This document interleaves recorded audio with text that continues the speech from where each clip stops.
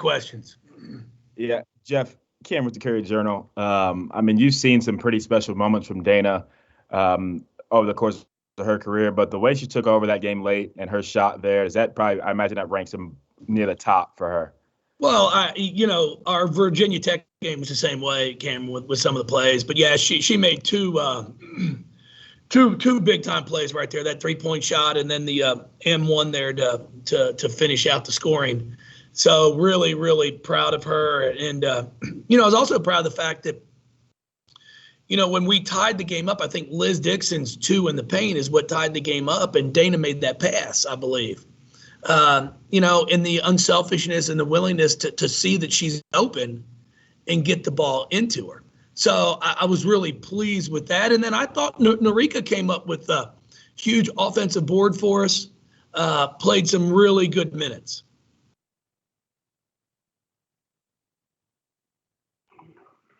Jeff, I know it's a big cliche sometimes when you get that number 1 ranking of every game, you have a target on your back in a way, but is this game sort of a lesson, I guess, in that for you guys, considering you went down by 9 at one point?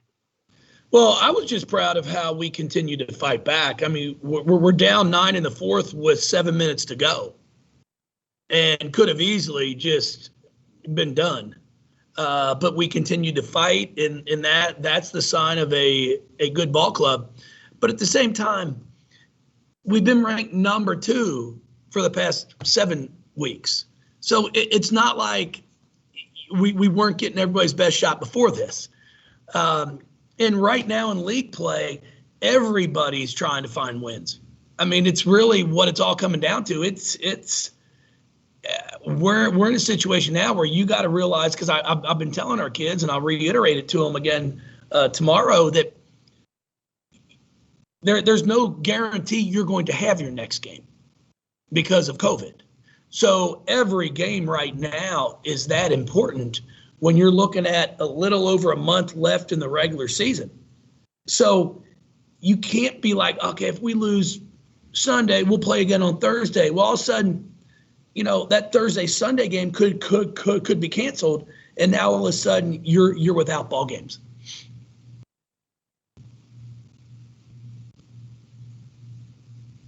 Yeah, Jeff, you got obviously 2 more games to add before next week. I think I saw in Nick's notes, it's probably the most games you've played in a month of January in your career here. Just how have you gotten these girls kind of prepared for kind of what goes into playing every other day and knowing the schedule might change and things of that nature? Well, I tell people this, Cameron, all the time. Everybody talks about it's a lot of games. It's a lot of games. Players would rather play games than practice any day of the week. I mean, if we sat there and said a game tomorrow, a game on Tuesday, a game on Wednesday, they'd be like, does that mean there's no practice? Be like, yeah, that's what it means. And they would be, okay, let's go. So it's not hard to get them excited. We're going to be playing a really good Miami team who had a heck of a comeback at Pitt on Thursday. So they're going to be fresh and ready to go. But if you can't get excited to play a game when you're ranked number 1 in the country, then I've got the wrong players in here. I imagine the focus will be rebounding going into this week for you all. I would hope so. I would hope that you see a better effort of boxing someone out on Tuesday. Jeff, you mentioned that 9-point deficit at one point so late. Did you feel like you had to say anything in a huddle to them to kind of get them going or refocus, or you say you're impressed with the fight? Was it just kind of organic for them to kind of respond to that situation? No, you know what? There really wasn't a whole a bunch of yelling and screaming during the timeouts. Now, I got on them at halftime, just embarrassed about the rebounding, and that really didn't work. So I won't use that speech again. But it was like, guys, there's no fifth quarter. So, the game's over after 4 of them. So if you don't decide to start playing soon, it's too late. And thankfully, we came out. We finally did execute a few things, came up with a couple stops. And then we saw the ball go in the basket, and you could see the excitement. Jeff, kind of off that, did you sense? I mean, it didn't look like, from my point of view, that the team was ever really, like, I don't want to say worried, but pressed or kind of down on themselves. Did you sense that at all in the huddle when you talked to them, or they seemed pretty even keeled all game? No, we had about a 2-minute stretch there in the fourth quarter when it went from, I think, a 4-point lead for them to 9, where we had back-to-back possessions that were not good. We were pressing. And then after they got that breakaway layup, then we called the timeout. We executed and scored. But, yeah, when that took place, I was like, okay, we got problems.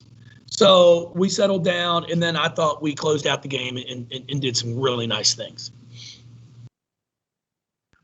The last thing for me, you mentioned that attitude, and you've heaped a lot of praise on Dana over the years, but I couldn't help but notice, like, the look she had on her face after a few of those baskets. It was kind of like just a pure determination in a way.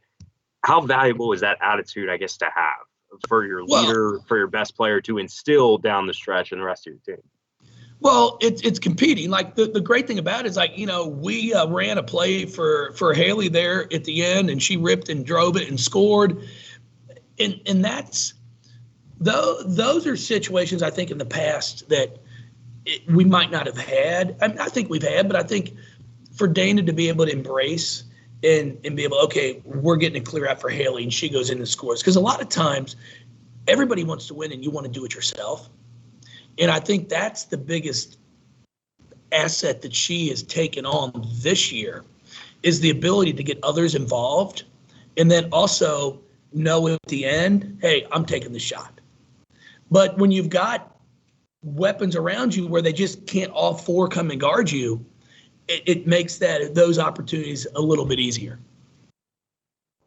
And then, Jeff, last one for me. On a different note, I know Kiana didn't shoot particularly well today, but she's been great since the COVID pause. I remember you saying in the offseason how well she had done in kind of workouts, and you made her captain before she even played her first game. What was it that impressed you the most about her this offseason that you knew she'd be able to step up? Well, her competitiveness, her work ethic. She's a very mature kid.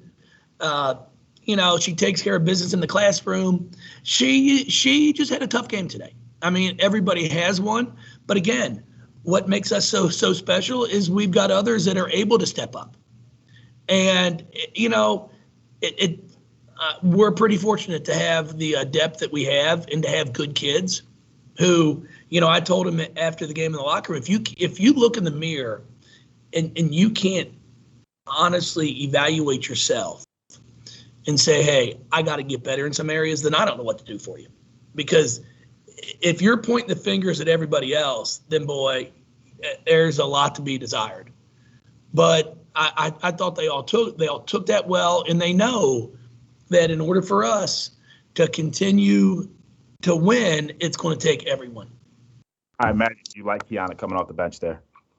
Well, I mean, I'm going to eventually get Kiana back in the starting lineup. Okay. It's really just been because of trying to manage the game because of her ankle.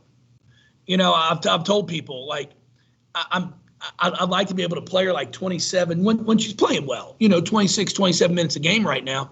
And when I don't start her, now it's like the first 4 or 5 minutes, it's wiped off. So now it's a 35-minute game.